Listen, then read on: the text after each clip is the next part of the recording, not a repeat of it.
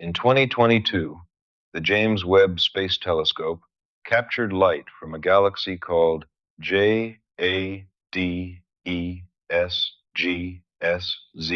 130, a faint smear of ancient photons that had been traveling through expanding darkness for more than 13.4 billion years.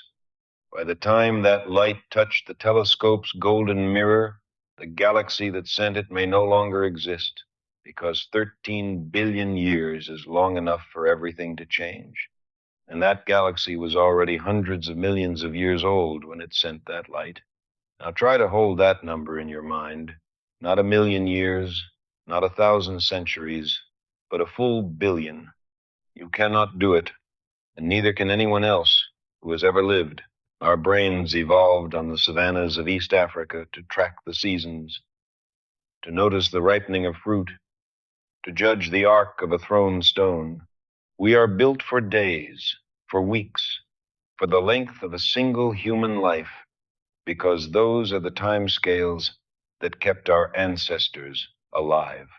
A billion years sits so far outside that range that the number swallows every human experience that has ever occurred or ever will occur, and still has room to spare.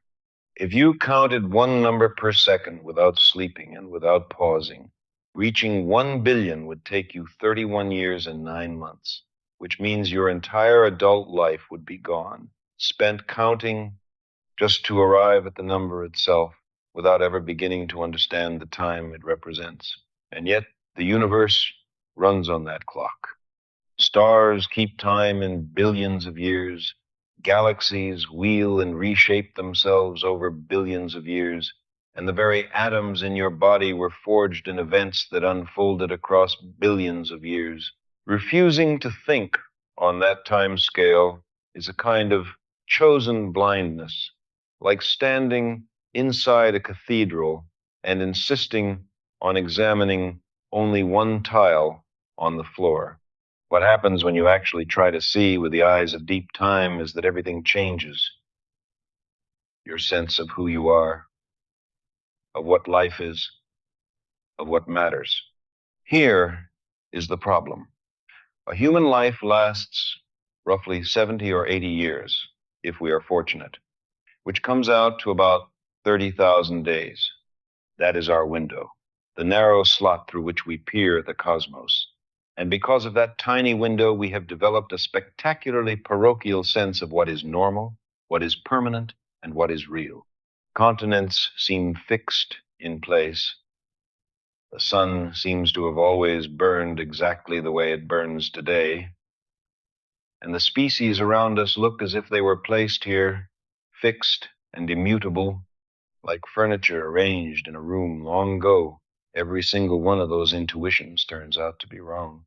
200 million years ago, you could have walked from what is now Antarctica to what is now Brazil without getting your feet wet, because they were joined together in a supercontinent called Pangaea that felt as solid as the ground beneath your feet and proved just as temporary.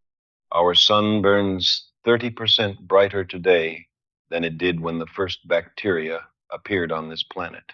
Species arise and vanish like breath on a cold morning, and 99% of all species that have ever lived on Earth are already extinct.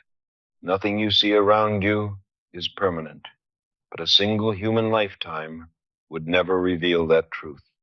A much wider lens is needed, and the only lens wide enough measures in billions of years. There is a way to begin grasping this. Decades ago, a television program watched by hundreds of millions of people around the world introduced an idea that shaped how an entire generation thinks about time, a framework called the cosmic calendar.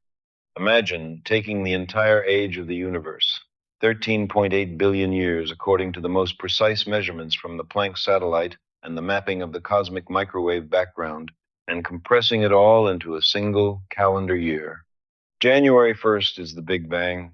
Midnight on December 31st is this very moment, right now, as you listen to these words. And every month on that calendar represents a little more than 1 billion years. What that calendar reveals, once you walk through it, changes the way you understand your own existence. January 1st begins with all the matter and energy that will ever exist erupting into being at temperatures beyond imagination, trillions of degrees, with no atoms yet, no stars, and no light in any meaningful sense. Within actual minutes, not calendar minutes, the universe forges its first elements, hydrogen, helium, and trace amounts of lithium, which is all the raw material there is. Every heavier element, everything from carbon to iron to uranium, will have to be manufactured later inside the furnaces of stars that do not yet exist. By late January, gravity begins pulling matter into vast filaments and sheets, a structure so large it makes individual galaxies look like dewdrops clinging to a spider's thread, and scientists call it the cosmic web. Our own Milky Way galaxy takes shape around March, which means the galaxy that houses everything you have ever known, every star you have ever seen in the night sky. Every world that has ever held life, as far as we know, is already ancient by spring on the cosmic calendar. September 1st is when our sun finally ignites. 8 full months of cosmic time pass without our solar system existing at all, and those months represent roughly 10 billion years of stars being born, burning through their fuel, and dying. Heavy elements get forged in stellar cores at temperatures of billions of degrees and then scattered into interstellar space by supernova explosions, all of it happening before the sun even forms. And here's the thing to sit with: those heavy elements, the carbon in your muscles, the calcium in your bones, the iron in your blood, the nitrogen in your DNA, all of it was manufactured inside stars that lived and died before the sun was born. You are, quite literally, made of star stuff, and not in a metaphorical sense. The atoms in your left hand may have come from a different star than the atoms in your right hand. What you are is an assembly of stellar debris that has, against all apparent odds, learned to contemplate the stars that made it.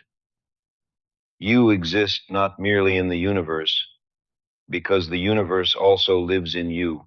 Earth coalesces from a disk of gas and dust around the young sun, forming around September 9th on the calendar.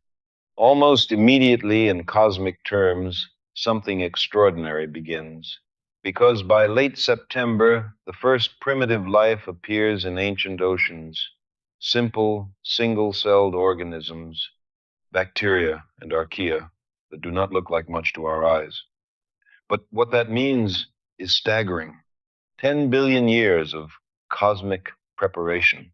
And then once the right conditions existed on at least one small rocky world, life appeared within a few 100 million years, which is almost instantaneous on geological timescales. The ease and speed with which life arose on Earth is one of the most provocative findings in all of science, because it suggests the origin of life may not be a freak accident, but a cosmic commonplace, something that happens wherever liquid water and the right chemistry persist long enough. If that is true, then the universe may be teeming with biology, not necessarily with intelligence, not yet, not often, but with the ancient, persistent, patient kind of life that dominated our own world for billions of years. Somewhere in the vast dark, on worlds orbiting stars we have not yet named, the same carbon chemistry that animates you may be at work right now exploring its possibilities. The Drake equation, that famous attempt to estimate the number of communicating civilizations in our galaxy, begins with exactly this question: how easily life arises, and Earth's example seems to answer it with a single, unsettling word: easily. But here is where the story gets humbling. Those simple, single-celled organisms dominate the Earth for an extraordinarily long time, reigning supreme on the cosmic calendar from late September all the way through mid-December. Billions of years pass with no eyes, no brains, no forests, no fish, no birdsong, just bacteria and archaea patiently transforming the atmosphere and slowly filling the air with oxygen as a waste product of photosynthesis. Geologists call what happened the Great Oxidation Event. Cyanobacteria, organisms barely visible without a microscope, converted a sky of methane and carbon dioxide into one rich with free oxygen, and it stood as the most dramatic engineering project in the history of this planet. It took over 1 billion years, and organisms with no brains, no plans, and no intentions pulled it off using nothing but chemistry and time and the relentless logic of natural selection operating across unthinkable stretches of deep time.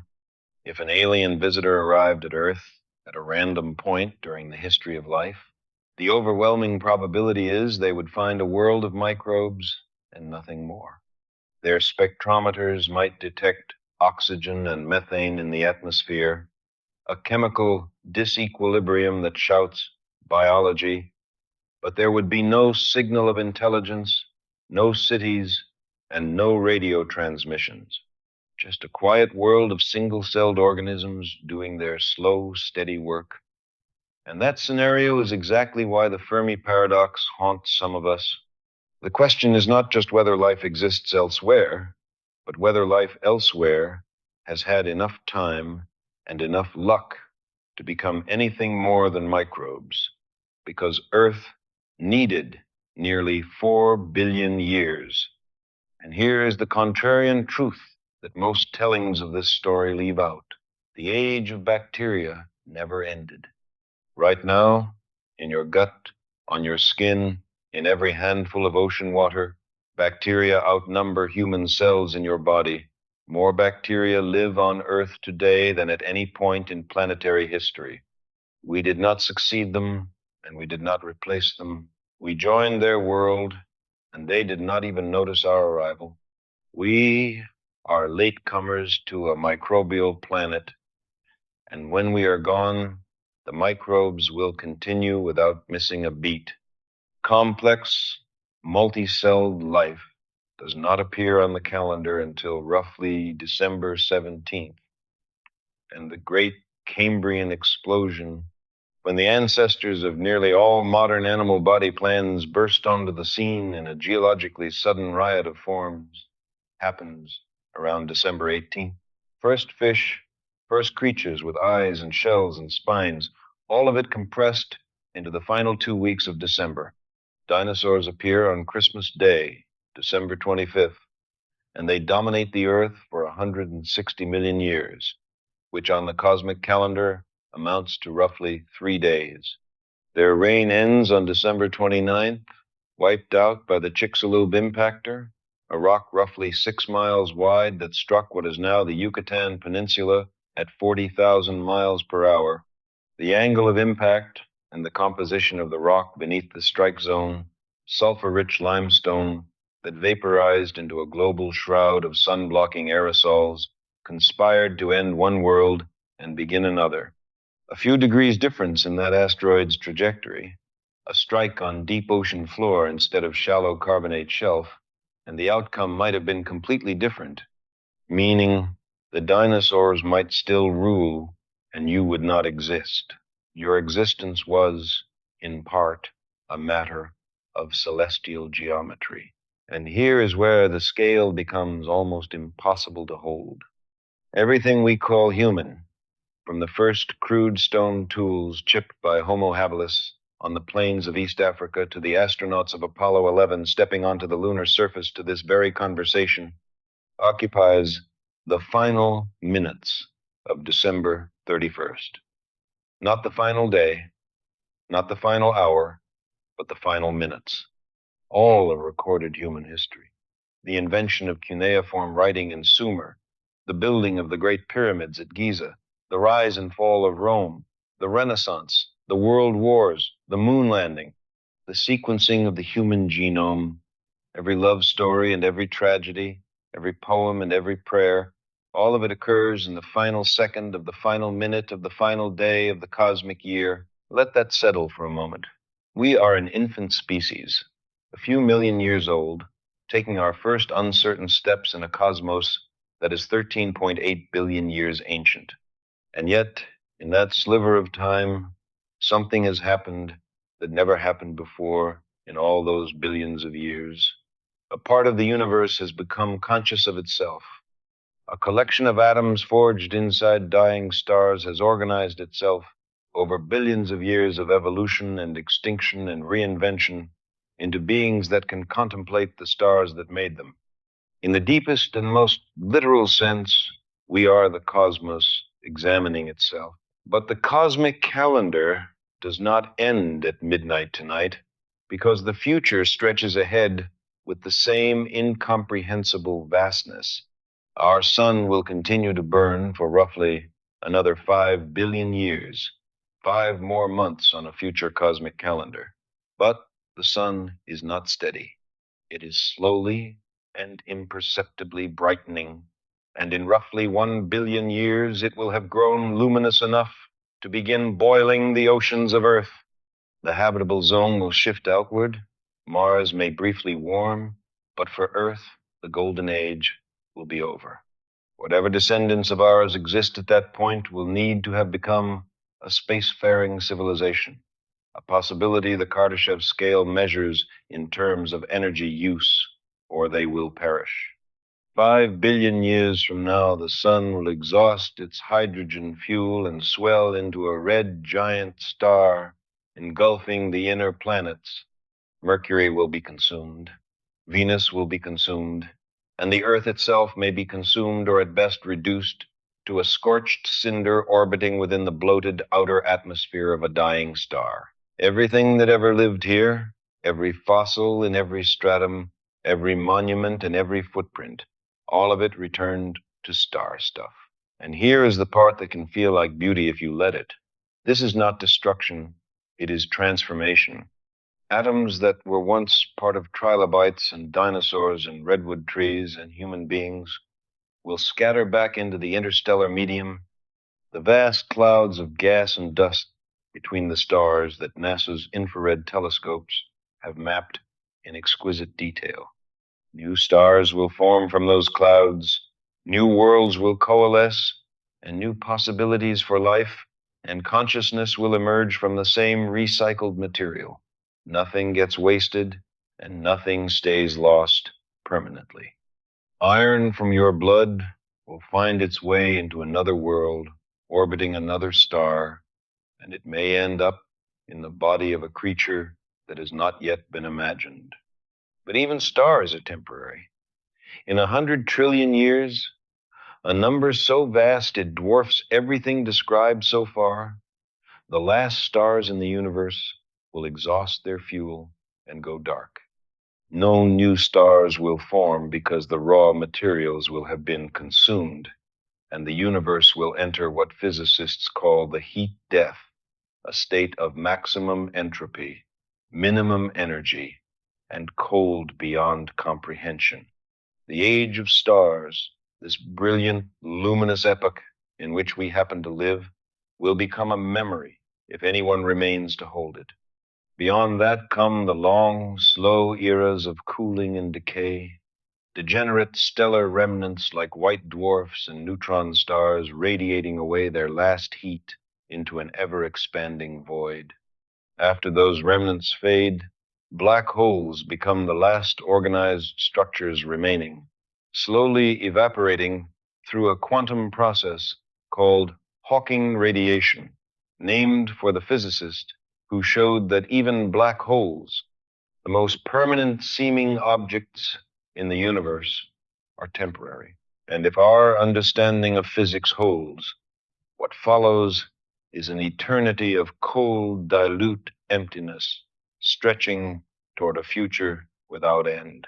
What stuns me most about this picture of the future is a single fact: the age of stars, this luminous era in which galaxies shine and planets orbit and life can arise and minds can wonder, represents an almost vanishingly small fraction of the total history of the universe. If the entire past and future of the cosmos were a book, the age of stars would not be a chapter, and it would not be a page. It would be a single line early in the first chapter, followed by a nearly infinite number of blank pages. We live in that single line, and everything beautiful and terrifying and meaningful that has ever happened happened there. And yet some physicists have refused to accept that those blank pages must be empty. Freeman Dyson asked whether intelligence could survive into the dark eras, whether minds running on almost no energy could think thoughts that take 1 trillion years to complete. The answer remains unknown, but the question itself tells you something about the kind of universe we inhabit, one where even the darkness is not necessarily devoid of possibility, and where the story may not be over just because the lights go out. We are simply not yet wise enough to read the later chapters. That realization should not make you sad. It should make you pay closer attention to the fact that you are here at all. When you think in billions of years, the way you see everything transforms. You realize the conditions for our existence are extraordinary, not because they were designed for us, but because they are temporary. We live during the age of stars, and the universe has not always been hospitable to beings like us and will not always be. We are here now, during this brief window, and that alone is worth sitting with. You also realize that the divisions we draw between ourselves, between nations and ethnicities and political factions, are staggeringly small. On the cosmic calendar, the differences between any two human beings are invisible. We are one species on one small world, in a cosmos that is overwhelmingly indifferent to our quarrels. Every human being who has ever lived was born here. Every war was fought here, and every act of love occurred here. A photograph taken by Voyager 1 from 4 billion miles away showed us our world as a pale blue dot suspended in a sunbeam, and on that dot, every general and emperor who ever lived fought to become the momentary master of a fraction of a pixel. Absorbing the cosmic timescale produces what I think of as a kind of cosmic humility, not despair, but genuine humility. You understand that we are small and young and fragile, but you also understand something that redeems all of that smallness. We are the only beings we know of, anywhere in the cosmos, who can comprehend these timescales at all. The universe made us, and in return, we have given the universe something it never had before, the ability to know itself. A hydrogen atom drifting in a molecular cloud does not know it is a hydrogen atom, but we know. We know what we are made of, where we came from, how old the cosmos is, and how it will likely end, and that knowledge is precious beyond any measure. That knowledge also carries a weight of responsibility. If consciousness is this uncommon and this fragile, then we have an obligation not to squander it, not through nuclear war, not through environmental collapse, and not through the slow erosion of indifference and small-mindedness. But here is the part that most cosmic perspective arguments miss entirely. Yes, we are small, and yes, we are brief, but we are also the only known force in 13.8 billion years of cosmic history that can choose. A star cannot decide to burn longer. A galaxy cannot will itself into a different shape, and an asteroid cannot swerve. We can decide. We can choose to preserve this world and reach others and extend the story of consciousness beyond one fragile planet orbiting one ordinary star. The choices we make in this century, right now, may determine whether the story of life on Earth becomes a brief anecdote or an epic that spans the galaxy. Cosmic humility without cosmic agency is just sophisticated despair, and we are the generation that gets to choose. That is what happens when you think in billions of years. Arrogance falls away and perspective rushes in to fill the space. Every sunset you witness is powered by a thermonuclear furnace that has burned for 4.5 billion years and will burn for 5 billion more. The ground beneath your feet once sat at the bottom of an ancient ocean, And before that, it belonged to a supercontinent. And before that, it drifted as dust inside a collapsing nebula. And before that, it pulsed at the heart of a star that no longer exists.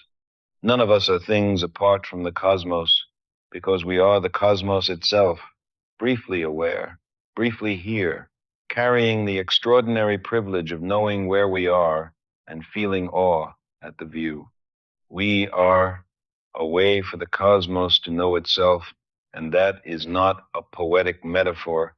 It is a literal description of what has happened over 13.8 billion years of cosmic evolution, from hydrogen gas to stars to heavy elements to planets to oceans to single cells to minds that can look back at the whole improbable chain and feel something. The most fitting response to that knowledge is not fear and not nihilism. It is gratitude and wonder and the fierce, stubborn determination to keep looking up